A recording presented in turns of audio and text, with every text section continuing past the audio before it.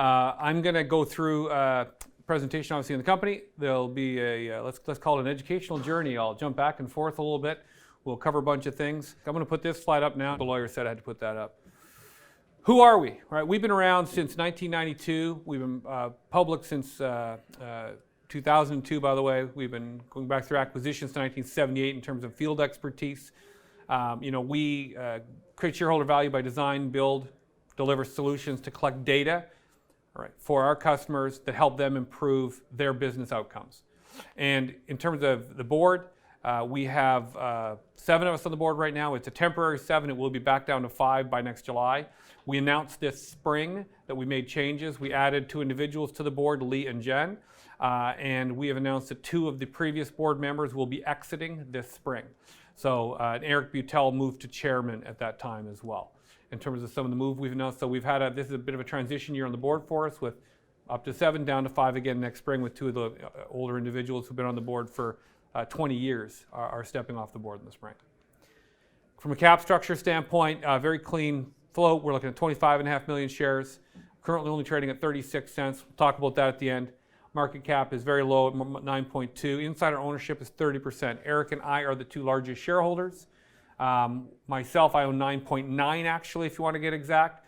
The Canadian government will not let me own 10 because I am not the founder.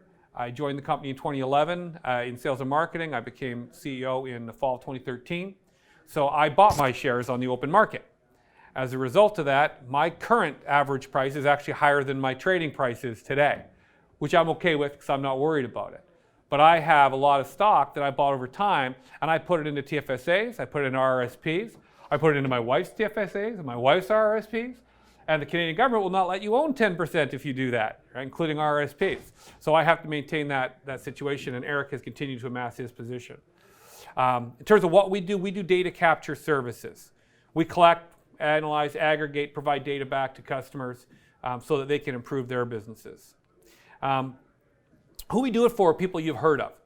Our focus is location-based industries. So think about anybody who has a lot of locations over a large span who have to maintain standards, right? So you can see some examples in the slides. Burger King, Wawa, Price Chopper, Sobeys. We have lots of big clients, lots of names you've heard of, right? Petro-Canada. They have to maintain standards across anywhere from hundreds to thousands of locations. Those standards could be as simple as the quality of the product they're selling. It could be the friendliness. It could be the customer experience. It could be not selling products to minors. It could be anything. But they have to maintain standards in a lot of places at one time, which is very important to their business. It's also very difficult to do. It's very difficult to monitor, right? We provide a lot of those services for them. That's fundamentally what we do. And how we do it is that we have a number of services and software products. And in the center is an ecosystem, which is our customer experience platform. And that platform is our own proprietary software. We have our own development team based in Canada. We have our own product management team. We build our own software, and it sits in the center. So we do mystery shopping. For those of you who don't know what mystery shopping is, I won't call you out. It's where you go into an establishment as a regular customer and monitor your experience in that establishment as a regular customer, and then you leave and you give feedback on how that experience was against that brand's standards. Not how you felt their service was, not if you enjoyed the hamburger or if you enjoyed getting your hair cut or whatever it is you're doing, but how did they do against the brand's individual standards? And that is a big distinction because it's why we're sticky and it's why we're important and it's why we're still around even after a pandemic when it all got shut down. That's why they restarted, because people need to know if people out there are adhering to their brand standards, and if not, they got to fix it, right? We do the same thing with overt audits where we go and we say, hey, here's our letter of authorization, we're going to check on you. Now we can check expiry dates, we can check temperatures and things. Whereas on the mystery shop, we can't check expiry dates. They're going to, you start rooting through their cooler, they're going to kind of know something's up, right? But you can check on if they're friendly, if they're suggestive selling, if they're doing those kind of things. We also have 2 software products, a voice of the customer product, which is a SaaS product, such as Qualtrics or Medallia has. We have mobile forms and checklist automation, which we call Intouch Check, which is the operators can use it themselves. So they can go in and use our tool to do their store checks, to do their audits, to do their things. It takes pictures and annotates. It has workflow management.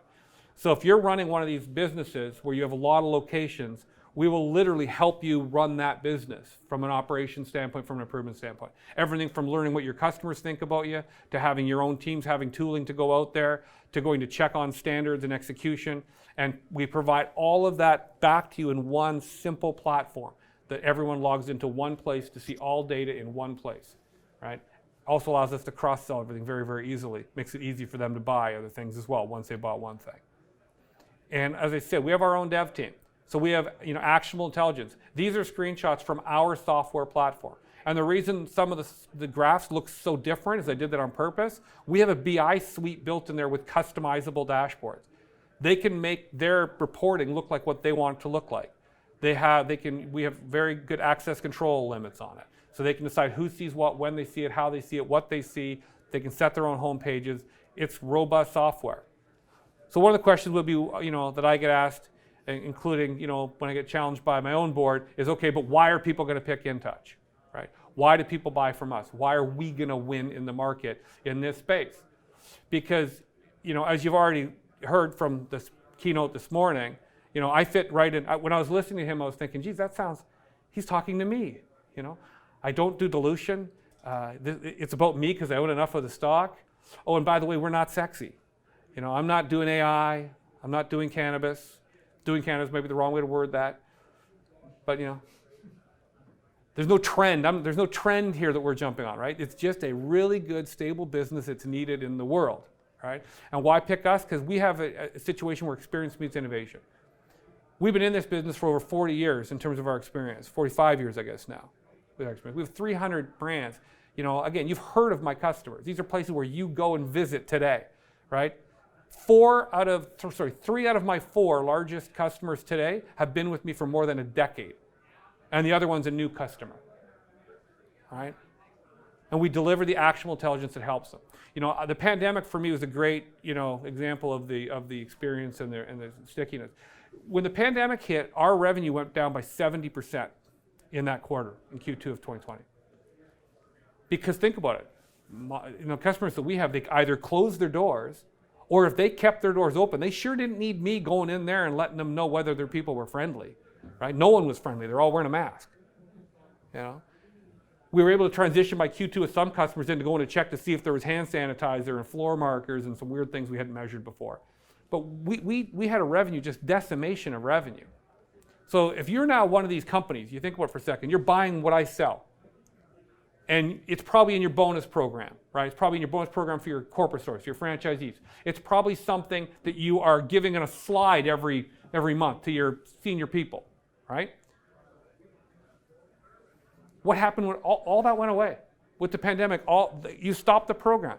All of that, you ripped the Band-Aid off. You no longer had to do what I sell. You had no more reporting around it. You had no more bonus expectations around it. You had no more reason to buy what I sell. You were off the hook. You could cancel it. You're done. You're out. You're gone. They didn't. They came back. They're coming back. There's some industries that are still a little slow, like automotive, for example, hasn't fully come back because they're having supply chain issues still, right? And they're also currently having labor issues. But they're having issues that are far beyond, trying to figure out whether the dealership experience is running well. But they're coming back, and they're coming back, and in fact, some companies are adding programs. Right? We've had companies add programs this year that didn't have one in the past, and large chains. And so I know that what we sell will make sense. And for us, it's where it meets innovation, because we are the only company in the mystery shopping space in North America that has its own development team and its own software products. There are 3 major industry platforms that are in use for technology in this space. And they're all owned by third parties, and people pay them on a per basis to use their platform for the service. I know this because we have access to all 3 of them. And we use all 3 of them for shopper recruitment, for some of the tooling that we use out there. But we don't use any of their customer-facing things because we want to have our own. We want to be different. Everyone else in the industry uses a standard item that their competitors all have access to, right? That isn't differentiated. And so we are able to put some advanced tooling into ours, such as automated key driver analysis and predictive analytics, and some of the things we have like triggers. You can set up triggers and alerts and notifications to automatically go somewhere. One of our people shows up at a location. We show up at Burger King and the sign is broken, right? We can send an alert based on that in real time, not just to the operations group or to the franchisee, but to the facilities person who has to fix the sign. You can set up however you want that workflow to manage so you can help you run your business. It's not just about more data or extra data. Everyone's got enough data. It's about actionable intelligence, things to help you improve your customer experience and improve your revenues, your profits, and your growth. Right? I want to talk a little bit about thought leadership, because this is under the heading still of why Intouch. Why do people pick us? Why are we winning? Why are we going to win? Right? We're currently targeting 2 industries, and we're about to start doing a third. 2 industries where we're really going hard after, and that's gas and convenience, and that's QSR, because there's massive opportunities, massive numbers of locations, both those industries. In gas and convenience, we are partnering with CSP Magazine, an industry publication. We're doing an audit and a mystery shop every spring. We've been doing it for a few years now. We're just expanding it. We actually go to the 10 of the largest chains in the United States, and we measure them. We go in, we do an audit, we do a mystery shop, we combine scores, and we give out an award. I do about a half-hour speech about the state of the industry on stage on the main stage at their annual leadership conference for the industry, and then we give out an award to the winner. They publish articles online, and in October, which just came out I think a couple of days ago, every October the cover story for their magazine is about our study that we do, and of course we're named everything in there. We also publish our own report from that, which has additional data and things in it, and so of course CSP covers it, right? But so do other magazines. Retail Hospitality, Convenience Store News, C-Store Dive, right? We also get a lot of posts. We are getting a ton of earned media just because we're a thought leader in gas convenience. People view us that way. Quick serve restaurants. We're doing a drive-through study. Now, most of you are from Canada, so you probably haven't seen the media. If you're in the US, you've probably actually seen this media on TV or on the news. We do a drive-through study because it came out on the 2nd of October, we launched it. Okay, so it's only been 9 days ago for this year. Those 10 banners you see, we go and visit them all, and we track them, we time them, we measure their drive-through experience, one banner versus another. Then we actually publish that report, and we send out press releases to the media. Okay? And by the way, this not only lets us interact with these 10 chains in a very meaningful way, but any chain, any QSR chain can challenge these things. They come, they pay us to go out and do the same thing to them and benchmark against these results, which just generates additional leads, additional points of interaction with very meaningful branders. And if you take a look, this is on the day we released it, we were on the home page for CNBC, on the front page. Not only were we on there, but when you click on the story, Intouch is mentioned, and there's a link to our study right on the homepage for CNBC. Is that a one-off? Not really. Fox, Intouch is mentioned, linked to our study through Fox. CNN, QSR Magazine, right? The coverage that we got, right? Some of it had videos being covered where we were mentioned in the videos, right? We received, and this is just a little bit of the coverage since last week, right? Incredible coverage for a study that we did. That's why people pick us, because we have the ability to do these things from a marketing standpoint, sales standpoint, technology standpoint. Companies in our space are not able to do this. They don't have the same abilities. They're smaller competitors typically. Excuse me. Let's switch gears a little bit. I told you we'd go on a little bit of a back and forth, so we're going to go back and forth now. A little bit of history, that's back. 2014 was the first year I took over. It was about an $8.5 million business, around 40 employees, pretty much all services, right? We decided to get into software. I decided to get into software because technology was going to make a difference, not just for our SaaS revenue, which is growing and healthy, but also because technology was going to support everything else that we do and will be part of why we win. We announced that vision. We raised money in 2017, the only time we've raised money in the history of the company since the initial IPO, $3.5 million just to get us into software. We did that. 2018, we continued that investment as we said we were going to do with the raise. We got into that business. Things were going well. 2019, we had another great year, another growth year, strong EBITDA. Early 2020, in February of 2020, I was the most optimistic guy about 2020 you'd ever want to meet. We were doing great.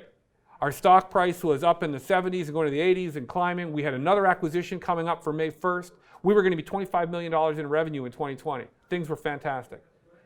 And then March came around, right? 70% of the revenue gone overnight. Laid off half the staff. Everyone who stayed took a pay cut. I myself took a 50% pay cut, right? Retroactive in March. We did all the things we had to do to make sure this company survived. Right? We stopped marketing. We stopped we stopped everything. throughout the pandemic, we were EBITDA positive. We didn't lose any major customers that didn't go bankrupt. Okay? That happened to one. We didn't lose any key employees. They stuck with us. We looked after them in the end when we could. Right? So I'm very proud of how we came through that pandemic. But that was a dark time. It was a difficult time. And I bring that up because it reflects where we are today. Today, we are just now getting back to the revenue we would have had back in 2020 had we not had the pandemic. 2024 will be the first year where I've actually exceeded where I would have been if it had been for the pandemic. And my share price, by the way, would have been a whole lot higher because it was already double what it is today in February of 2020. And it was on its way up, and we had cool things coming. But a combination of people getting scared because of the market we were in, plus the headwinds and the bear market, microcap, all the things we all know about, took us down, right? Knocked us down a little bit. And that's okay. We're coming back. But that's why it's a great opportunity. You know, you can see that if you look at the quick financial graph, right? We grew pre-pandemic, right? We were always EBITDA positive except when we chose not to be, to invest in the software, which is what we said we'd do when we did the raise. Other than that, we've been EBITDA positive, cash flow positive, haven't had to dilute, don't have to dilute. I'm a unique story in some ways in that I don't need money. I'm not looking to raise money.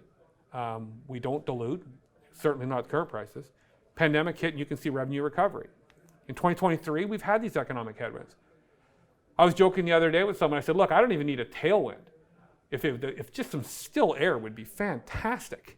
You know, if we could just calm the headwinds down a little bit in terms of what's going on around us. Because what the economic headwinds does for our clients, we're sticky, we're not going anywhere, they've come back, but they don't expand the program right now. They maybe haven't come back fully like they were before. Maybe they're reticent to do an additional program. Maybe a new customer is waiting to see, right? Because 2023 started, if you recall, with the media trying to push for a recession, right? It's good because media likes scary things because you got to watch TV for that, right? And they sell ads. And so we worked really hard. The media was working really hard for the first part of this year to have a recession. That was affecting people's mentality and what they would and wouldn't do. So we've been facing that. That's calming down now, right? The labor market for us at least, we'll talk about the auto sector, labor market for us is calming down. You know, we're seeing it leveling out again. We're finding you can hire people again. You know, the labor availability is there. People are not looking for the kind of money they were before. People are starting to be willing to leave their house and work again. You know, some things are coming back. But we're flat on recurring revenues because of some of the things that I just talked about. Before the acquisition I just did, we're 77% US sales, so we'll be obviously over 80% US sales, right, moving forward. We're up 18% on our SaaS product, which is, you know, again, just it grows with 20% every year, whether we want it to or not. And, you know, we've been positive EBITDA, positive profits. We completed the acquisition, right? And acquisitions aren't new to us. I'm not going to go through all these, but we've been doing acquisitions, you know, going back to 2005. You know, 92 is the formation year, but really the acquisitions in the company have been done on an opportunistic way as part of the overall growth strategy and just general market consolidation. And in latest news, as I mentioned, on October 2nd, so fresh from the 9 days ago, we did announce that drive-through study, but we also announced we closed on Alta 360, right? Another acquisition. What's cool about that is Alta 360 is doing what we do, right? What I just talked about from a services standpoint. They don't do any software. They're like everyone else in the space. They're not like us. They do services, but they do it to the same type of people we do. The gas, convenience, grocery. They're very well respected. They're out of Toledo, Ohio, with an office-based culture, a low-cost market, office-based employees, which is fantastic for us. They also helped create one of those 3 platforms I talked about. So they have a very good knowledge of that. And again, we use all 3, so that's cool. And the owner is the current president of the industry association. So that's huge credibility for us in the industry as well if he was willing to sell to us. So it's just a great acquisition overall. And we also picked up a second company with this thing, which is mentioned in the press release, called Ardent Field Services. They do merchandising, in-store sampling, rebranding, restocking, store resets. They do different type of work. It's not mystery shops or audits where it's an independent contractor on piecework. It's employees. It's much bigger dollars. It's much different as a source. But it's the same customers, right? Larger market, employee labor, higher revenues, lower margins, strong cash flow, right? Strong profit potential. Bit of a different model, but very synergistic. It's the same customers. And not just the same companies, often the same buyer, right?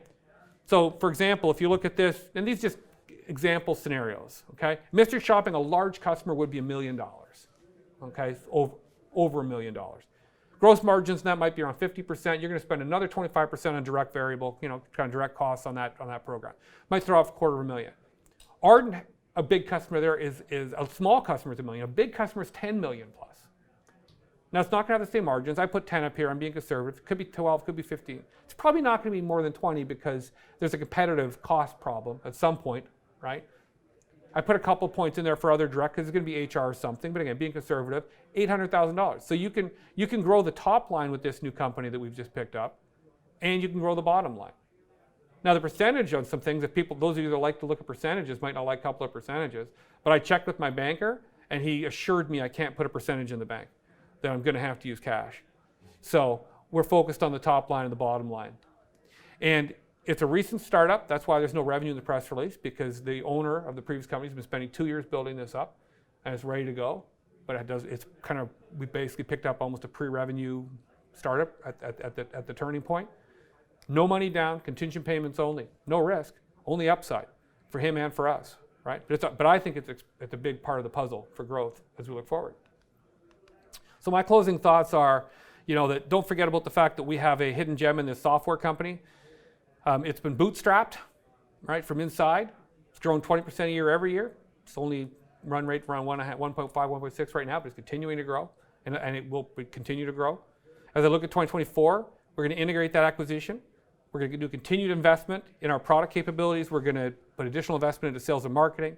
We're going to aggressively pursue new sources of revenue, including Ardent and that potential that I just showed you there. And we're going to continue to leverage technological advantages as well, which is where we clearly have a thing. And one thing I will emphasize, we're not going to be raising money. We can grow. We can sign. We can go and get it. We can go and get 2 or 3 Ardent-style customers. We can grow our existing business, and we can do that without the need for additional funding. We have the resources and abilities to do that in our current model. We're not looking to dilute. I'm not looking for investors to come in and put in a whole bunch of money at cheap prices, which I get offered all the time. We're on sale as it is, right? Let's talk about that.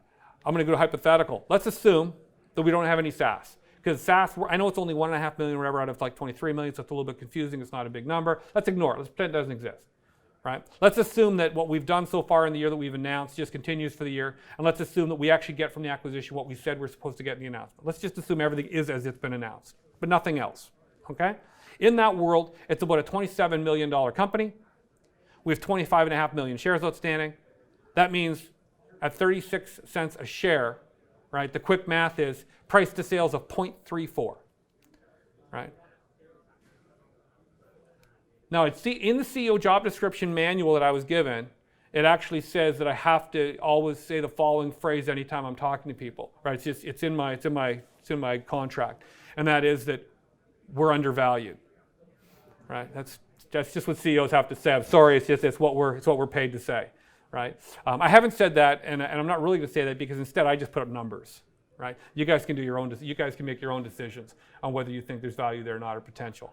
But I can tell you that I think there's a real growth potential. I think there's and I think there's, I've always said very little risk. We came through a pandemic, which decimated us, decimated the industry, and we did it without losing clients, customers, or cash. So I feel pretty good about a non-pandemic future in terms of what we can achieve. Customer experience measurement is not going away. It's sticky. It's needed. Right? We have a loyal customer base, as I've mentioned. We have great clients to work with. Having software and services and now additional services all in the same ecosystem, all in the same platform that we can cross-sell, it's going to give us huge opportunities for our sales team to go after. And that acquisition, I think, is just going to give potential explosive growth opportunities for us. So with that, thank you, everybody.